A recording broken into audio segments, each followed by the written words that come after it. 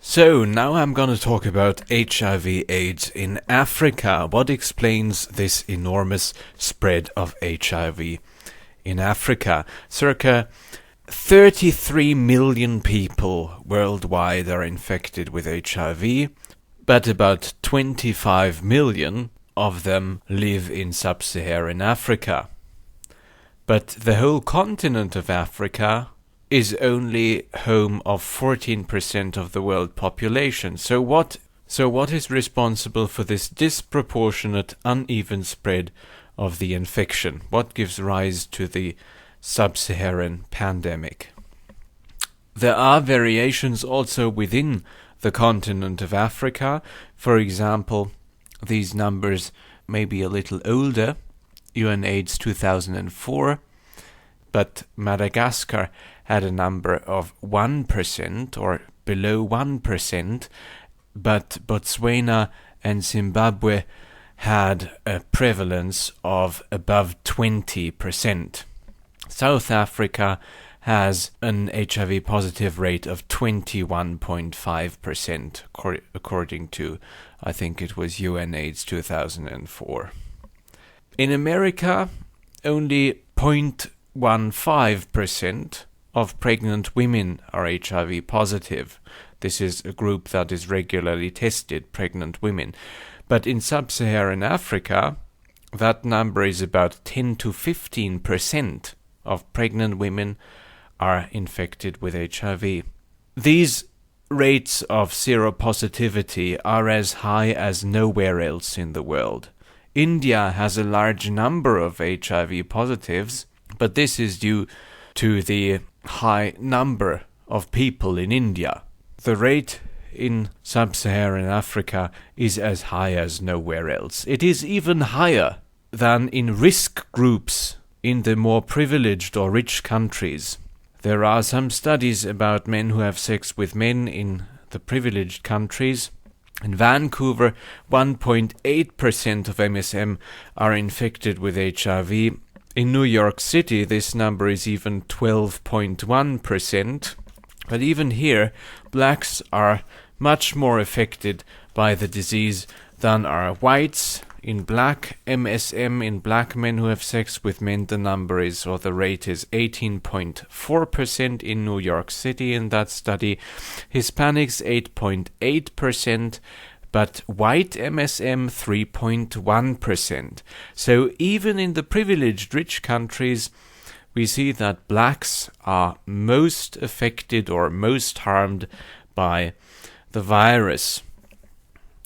A total rate in the US is, according to the Division of HIV/AIDS Prevention, in 2004, the total rate of MSM who are HIV positive is 7%. So the heterosexual spread in South Africa or in Sub-Saharan Africa in general often even exceeds the number or the rate in men who have sex with men in the privileged countries. But we also see that these numbers are somewhat comparable. Yes, 12.1% in New York City, and we also have rates such as these in countries in Sub-Saharan Africa. Now, South Africa is almost twice as much, but there are many countries where this number is about 10%, about 5%, or the like. What is the explanation for that? Now, to put it in a nutshell, I will explain it somewhat more in detail later, but my explanation for this difference, why does HIV in a way prefer blacks so much? And my hypothesis would be, actually nobody really knows. Nobody really knows what is the cause for this enormous spread, for this pandemic of HIV in Sub-Saharan Africa. Nobody knows. Many factors have been discussed, but my hypothesis would be that quite similarly to the case of anoreceptive men who have sex with men in the first world, I think that a relative mismatch between the male and female reproductive parts is responsible. There is a relative mismatch between the male part and the female part of the sexual organs. So it is about the same mechanism as in MSM in the industrialized countries. This would be my hypothesis. To make that clearer, as I said, I will give more details in the end, but for the beginning I summarize my position. The black penis is bigger, larger than Caucasian penises or the penis of other ethnic groups. But the vagina of black women does not actually compensate for that difference. Rather than that, the vagina in black women has, firstly, sometimes a shape variant which does not at all, or at least not often, occur in Caucasians, Hispanics, or other ethnic groups. And secondly, the vagina of black women might have or may have a narrow, I have some evidence for that, it has a narrower introitus than that of the vagina in Hispanics, other ethnic groups, Caucasians, and the like. So, what are the causes that are usually discussed as being responsible for the enormous spread of HIV in Africa? It's mainly, or the mainstream view holds that it's factors of the sexual behavior in African people. It is sometimes claimed that in Sub-Saharan Africa there are higher rates of promiscuity. People have more sex partners. But in some studies it turned out that the sex life in Africa is not much more exciting or much more adventurous than sex life in the rest of the world. There have been some hints, so there has been some evidence that in Africa people have concurrent relationships at the same time. That is, they have they have two or more partners at the same time. Whereas in other countries, in other parts of the world, people are maybe just as promiscuous as people in Africa or in Sub-Saharan Africa are, but they do one at a time, so to speak. Maybe that explains it, but I think it does not really explain it. Other variables of sexual life, well, widows remarry earlier in Africa. That has been put forward as a possible cause. Polygamy could be present, just as I said, concurrent relationships at the same time. But actually these differences are not specific differences of Africa. They occur in all other parts of the world. What is usually mentioned too? Well, usually they also mention social instability, but social instability you find in so many other countries where HIV rates are not so high, are not as high as in South Africa, as in Sub-Saharan Africa. Gender inequality. You have gender inequality in many other countries. You have them in North Africa, where HIV is not so present. You have them in India. You have them everywhere. You have them even still in Europe. People in Europe think that gender inequality is not is a topic of the developing countries, but actually, if you look closely, you have gender inequality in all the world. Sexual violence, yes, it seems pretty bad in Sub-Saharan Africa, but you have sexual violence in all other countries. Other sexually transmitted infections, that is a topic of its own that I will discuss in more detail also. Yes, maybe sexually transmitted infection or other sexually transmitted infections are the most important factor in HIV spread in Sub-Saharan Africa. That might really be true. But we have to ask ourselves, just as in the case of MSM, how come that there are so many more cases of STIs in Sub-Saharan Africa that then cause an easier HIV transmission? How come that there are so many more sexually transmitted infections when in other areas of the world there are not so many sexually transmitted infections? How come? Poverty, yes, economic disparity. But you have poverty and economic disparity in other parts of the world too.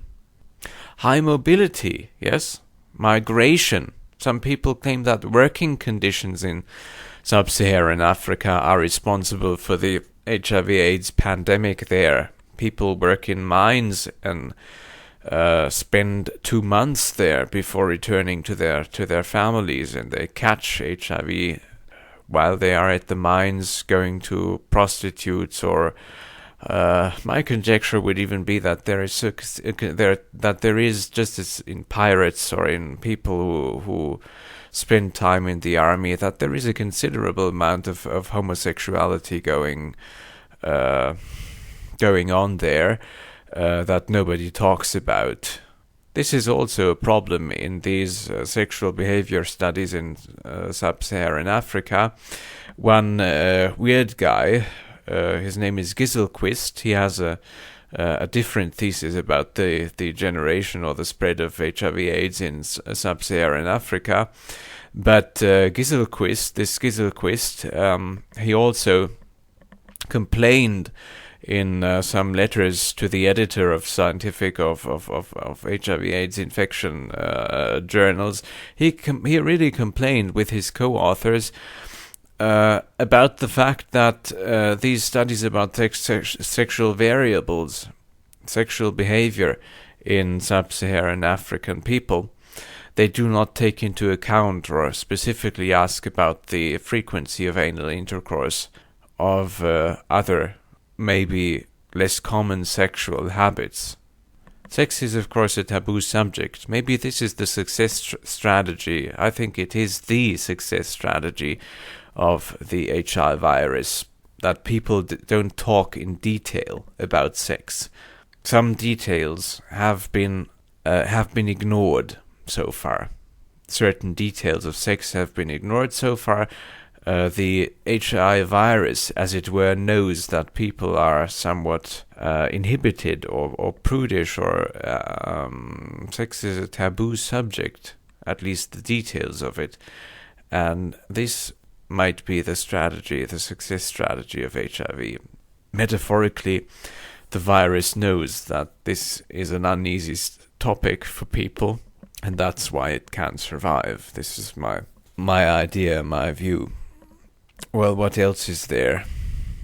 Yes, in America and Europe, people were really worried about the disease and tried to prevent the spread of it. Whereas in Africa, some claim the prevention campaigns and education campaigns and so on, they began later. They started later than in Europe. This is also one theory. Maybe there is more sex work, there is more prostitution, or sex work is the politically correct term. There is more sex work in Sub-Saharan Africa, and there is also, of course, or studies say that there is more sexual violence against women in Sub-Saharan Africa.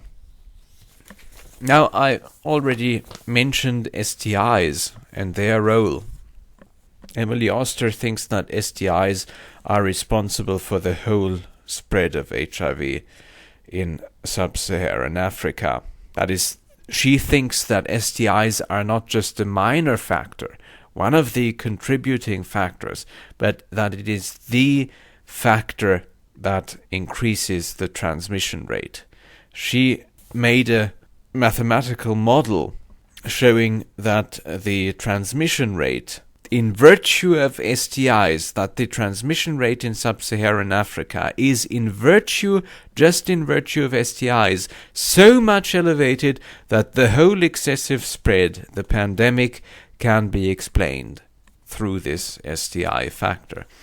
And this is especially sad or tragic because this is not the main target, or seems not to be the main target of the strategies for fighting HIV/AIDS in Africa.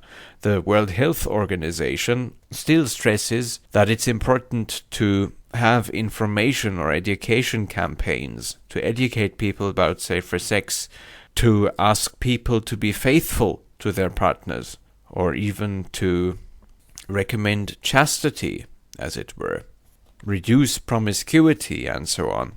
But Oster thinks that STIs are the major problem, or are the main problem in Sub-Saharan Africa, and that the focus should lie on preventing or treating STIs.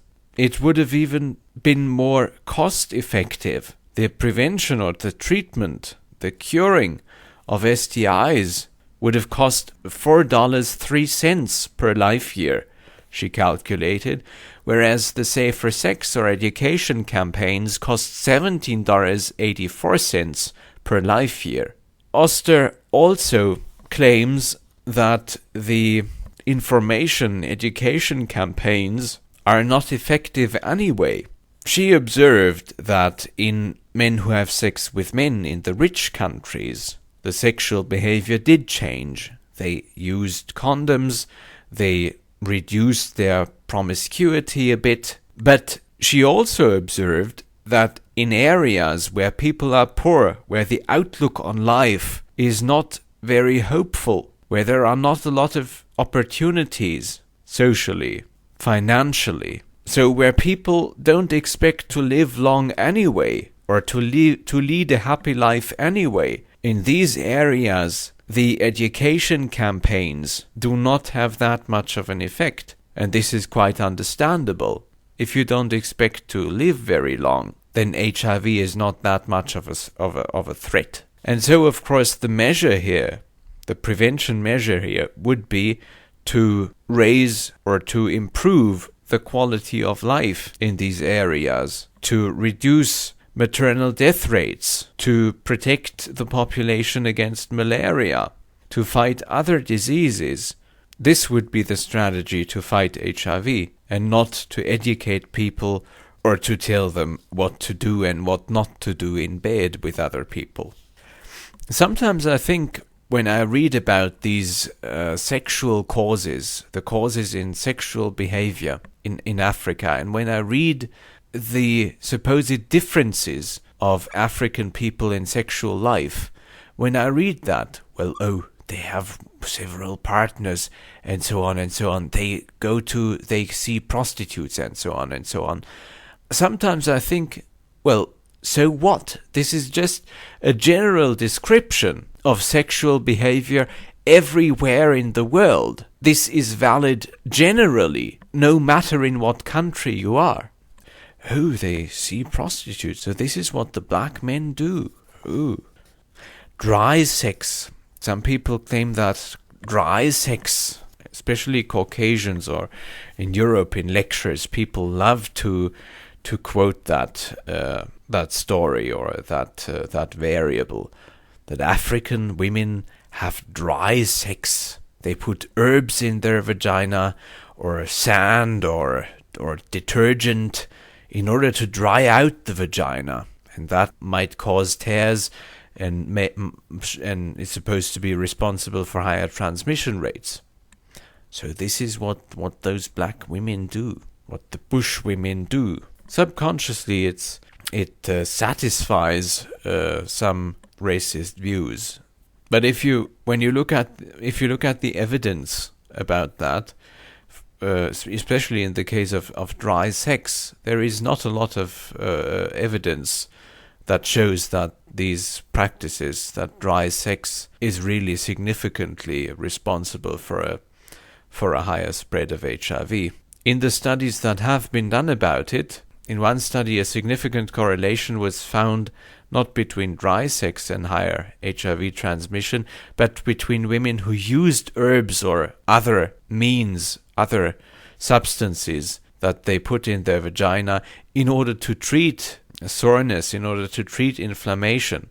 They treated that with these herbs or with these substances, but they did not use these substances in order to really dry out the vagina.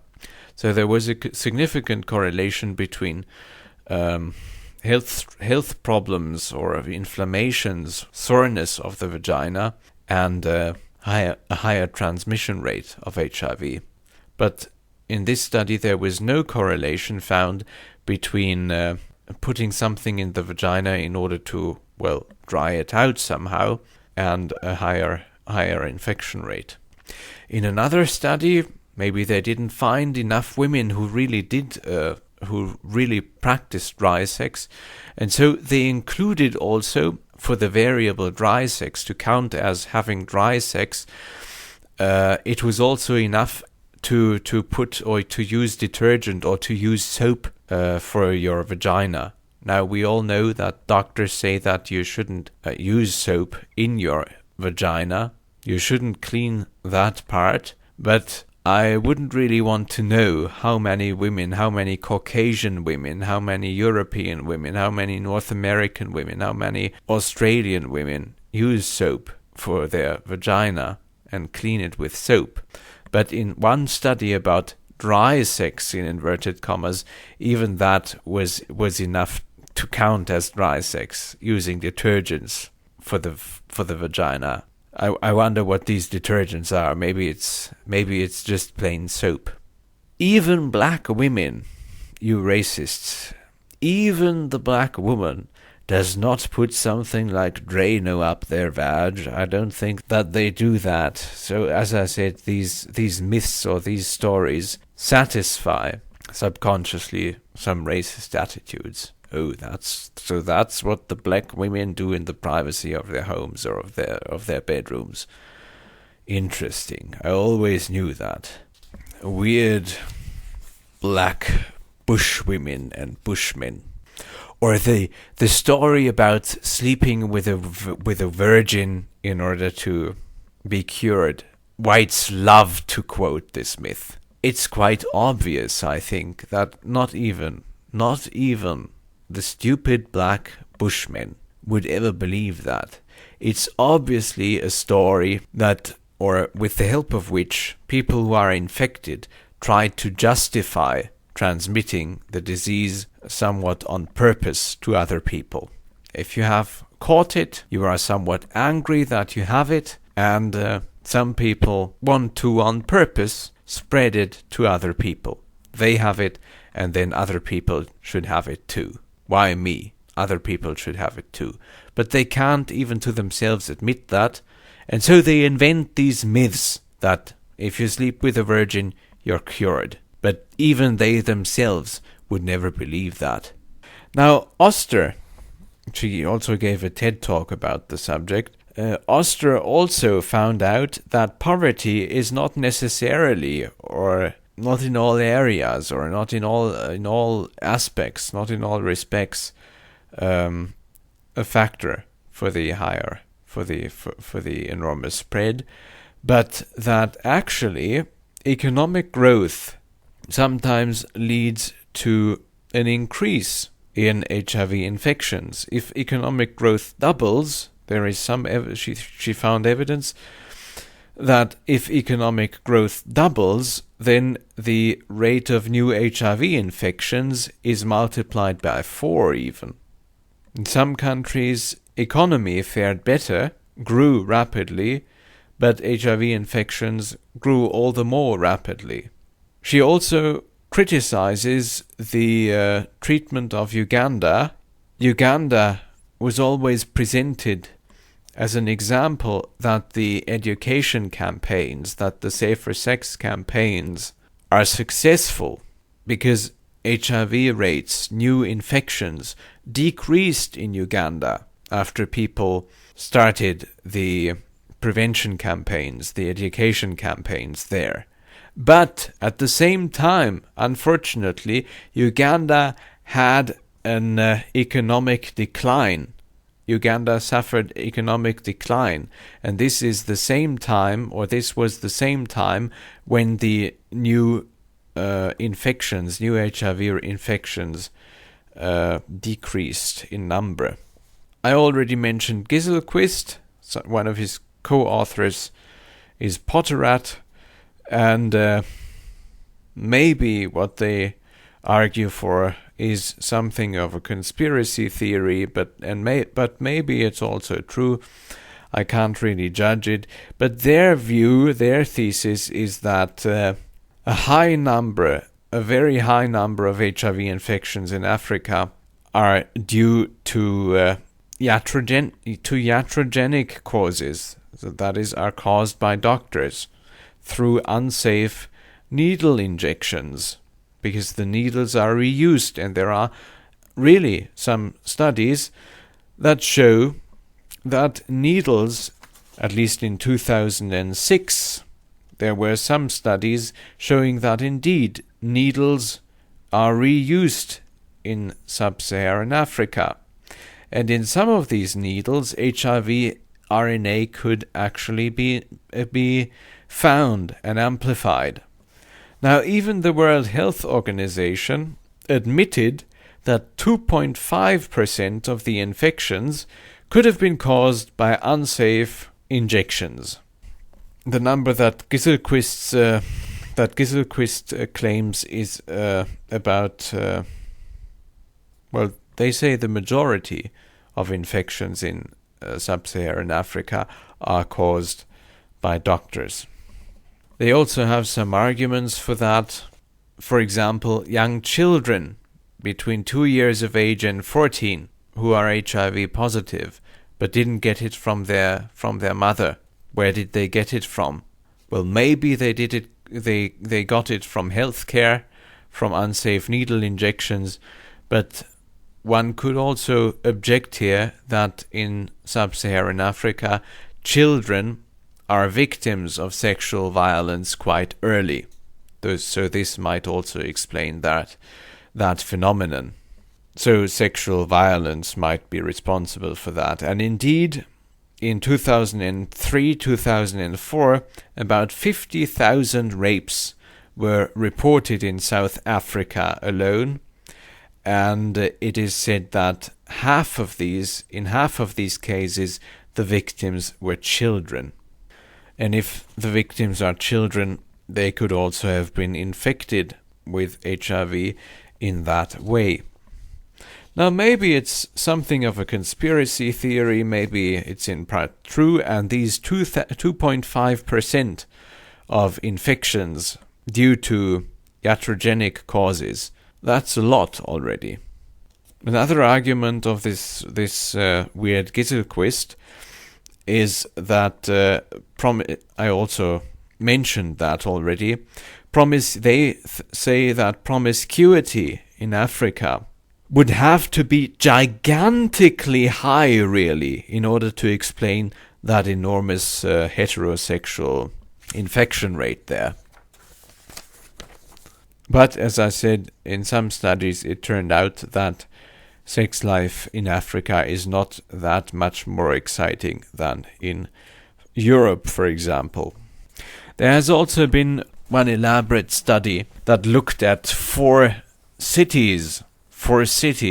Some of these had a low HIV rate, others had a high infection rate. But for these cities, some low infection rate, some high infection rate, they did not find any differences in the sexual behavior of people there. No differences in promiscuity, in sex with sex workers, in the frequency of circumcision.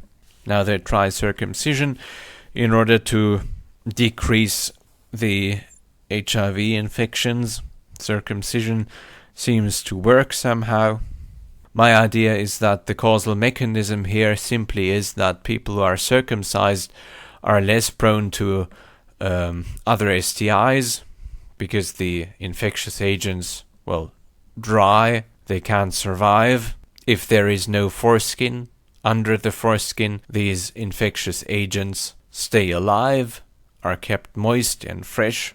And also, maybe more important, this would be my feeling or my first guess, the seminal fluid is kept moist, is kept fresh, is kept in a way airtight under the foreskin, and so this seminal fluid which contains the virus can be spread to other people. The virus would dry without a foreskin. So, in order to keep your foreskin and still have some protection, or give women some protection against HIV, simply wash your virile member. And yes, another reason for this weird Gisselquist theory is that, in 2006, needles, as I said, are reused. They could find our HIV RNA in these needles that have been washed and reused then. And so, now my hypothesis in detail, I think that there is a mismatch in the size of the genital organs in blacks, just as there is in anal-receptive men who have sex with men. Why should there be another explanation for anal-receptive men in the industrialized, developed world and in the challenged world? It should come to mind quite easily, that hypothesis. And in fact, it is the case, this myth about black penises being bigger, it's actually true. In the Kinsey data, which I showed, the circumference or the diameter of the penis in blacks was slightly above that for penises in whites. But slight differences in this case might play a crucial or an important role. Now, there is one study about the penis size in all countries of the world, and now I have to admit that some of the data of this study are not very reliable. The study has been questioned for methodological reasons. The methodology was not optimal in that study because some data are based on online surveys, and also some of these data that are in that study or the study as a whole, it was done by Richard Lynn. And some of this study, some points in this study are also ideologically controversial, because intelligence is linked in that study to a low penis size or to a small penis size, and a high penis size, a very large penis size, is linked to aggression, to higher testosterone, etc. But this study is the best or the only source that I have found, apart from Kinsey's data. And here it shows, no, actually, I don't think that this is that outrageous, what Richard Lynn claims here. I think he is something of a racist, but we can interpret these data or these claims differently. I think that intelligence, and many other people think that intelligence is not really that much of an advantage. It is rather a disadvantage. There are some biologists who think that intelligence is actually a lethal mutation, or is based on mutations that actually are lethal, because the number of individuals of a species in general decrease when the species acquires higher levels of intelligence. Fungi, bacteria can live in abundance. There are many individuals. But if there is an organ integration, if there is a whole body where organs depend on each other for survival, then the numbers of individuals of a species decrease significantly. And also testosterone or long dick sizes are actually not linked to aggression, but recently it has been shown that testosterone is actually a fairness hormone. It leads to just decisions. I think even feminism aims at giving women more testosterone, as it were, or metaphorically. Testosterone is a good thing. If there is too much testosterone, of course, that makes you stupid. This has also been shown. Very high levels of testosterone lead to a decrease in intelligence. But again, I think intelligence should not be our goal. Our goal should be love, not intelligence. And so when this Lin guy says that a short dick is associated with high levels of intelligence. Well, that's bad in both respects. The short dick is not very attractive, and a high intelligence is not that much of an advantage. It's not really attractive, because intelligence is a lethal mutation. It's not really sexy to have a lethal mutation. Africans are said to be fair, to talk to each other on the street and not to leave other people alone in their misery. Lin, in his study, said that Europeans or Caucasians are more cooperative in their intelligence. But I think this is not the case. Who does all the aggression in the world? Who started all these terrible wars? Who built atomic weapons with the help of which they could have destroyed the world? That's the Caucasians, and not the Negroids, as he puts it. They are fair, they are just. Caucasians don't have a sense of humor, they're dull, and so on. But he found out, this nice Lin gentleman, found out, it's the only study that I can quote, I'm sorry, but this gentleman found out that Negroids actually do have larger penises, significantly larger. What does he also say here? Because larger, he measured the length mainly. He talks about Rushton, an article by Rushton. He reports that, quote, he reports that in the United States, penises are longer among blacks than among whites, 16.36 centimeters and 15.62 centimeters respectively, and that standard 52 millimeter condoms can fit most Caucasoids, but are often too small for Negroids and too large for Mongoloids. So the circumference, or the diameter, the penile caliber, is also higher in blacks. And this contributes to the mismatch of the sexual organs, and in this way produces tears, produces small micro tears, produces paper cuts or even bleeding, and all these entities make HIV transmission more likely, just as was the case in anoreceptive men who have sex with men in the privileged countries. But now this is only half of the story in a way, because if the vagina were also bigger in blacks, then this penis size, this large penis size, would not be that much of a problem. But, and now I'm really somewhat ashamed, because the evidence that I have for the characteristics of the vagina in blacks, the evidence I have is really meager. It's a small study that I found, but at least in this study my hypothesis is somewhat validated, because it might be the case that the vagina in black women has firstly a shape variant which does not often occur in Caucasians and other ethnic groups, and that it secondly, or maybe even more importantly, it has a narrower introitus, that is the opening, the entry into the vagina is narrower in blacks.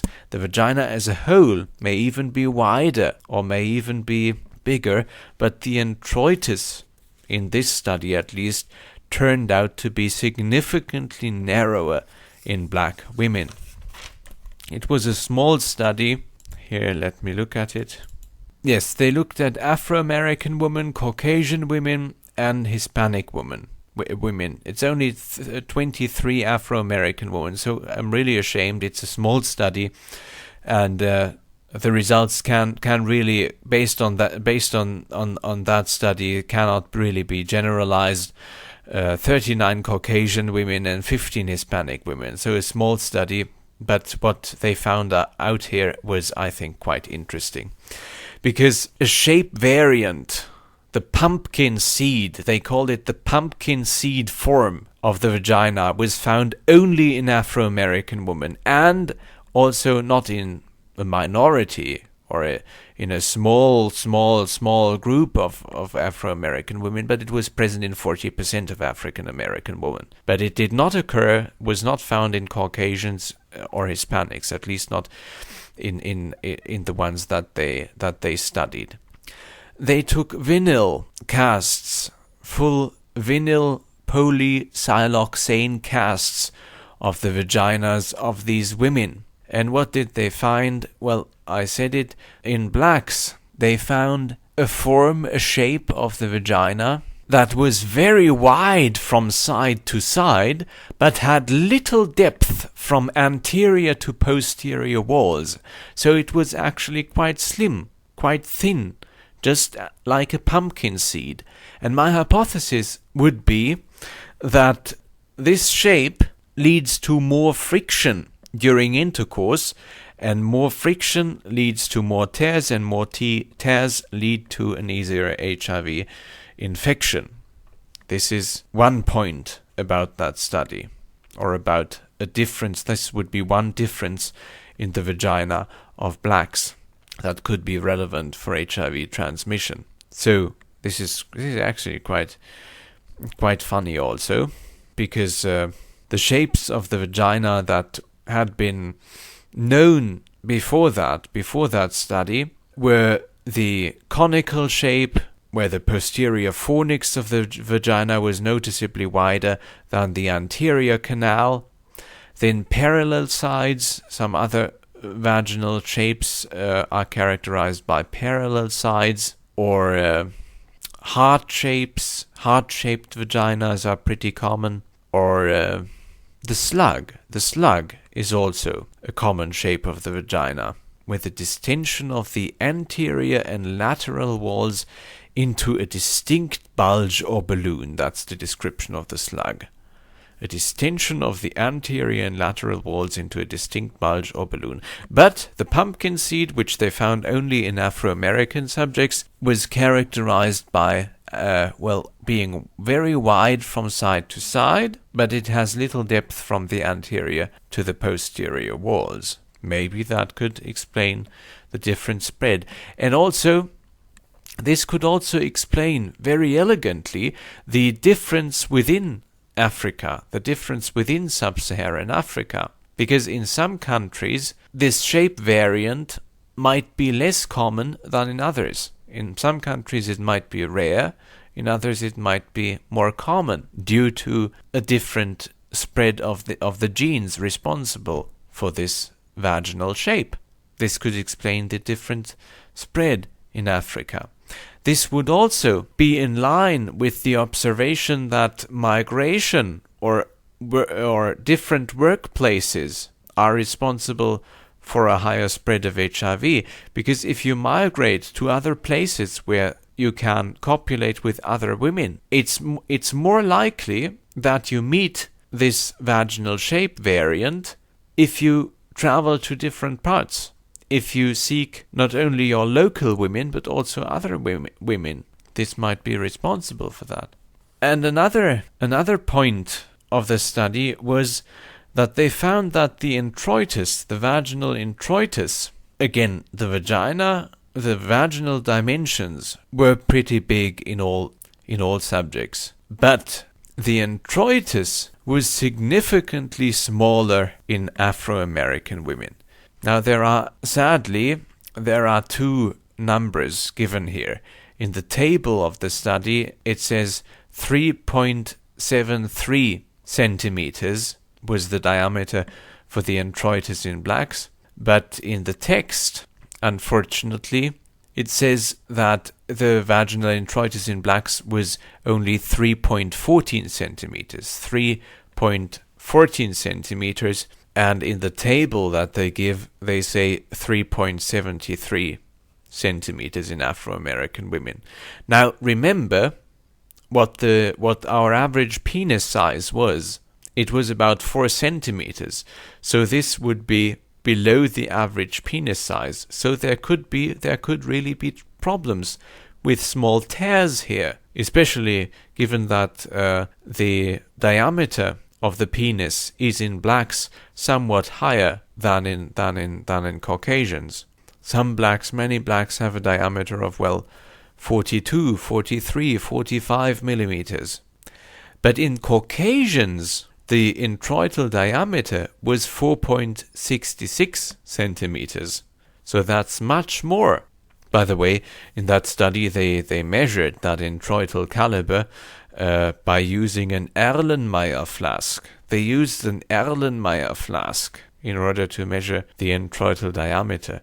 Remember that study? Remember the video about the anus in anoreceptive men who have sex with men? I talked about one study from Korea, I think, and there they measured the anal caliber with fancy instruments, with cones that had actually scales on them or lines on them, where you could read the anal caliber easily. They were actually designed or made for this purpose. And now in this US study about the shape of the vagina and the dimensions of the vagina, they didn't even use such fancy instruments, but they used an Erlenmeyer flask. The poor women had to put an Erlenmeyer flask, it was made of plastic, but still an Erlenmeyer flask into their vagina and then say how far it could go in without pain, and then they measured that point in the flask.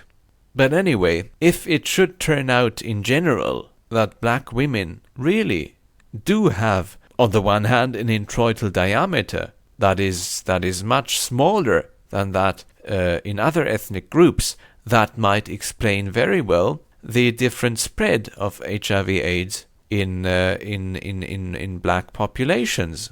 That might explain it, because then it's actually the same or about the same, something like the same situation as in anoreceptive men who have sex with men. The hole is slightly too tight, and so it tears, and so HIV infection is more likely. Also, the shape could be relevant. Blacks seem to have a shape variant of the vagina that does not occur in other ethnic groups. So this might explain why blacks are so much more affected, or harmed actually, by HIV than are other ethnic groups. This could explain it. I think these hypotheses should be tested, because, as I will try to make clear in the following video, because if these are the causes, if the mismatch in sexual organs in blacks are responsible for the higher HIV transmission rate, then these causes or these factors can be modified. Bleeding, tears, etc. can be prevented very easily, and the prevention method would be quite similar to the prevention methods that I presented in case of anoreceptive men who have sex with men.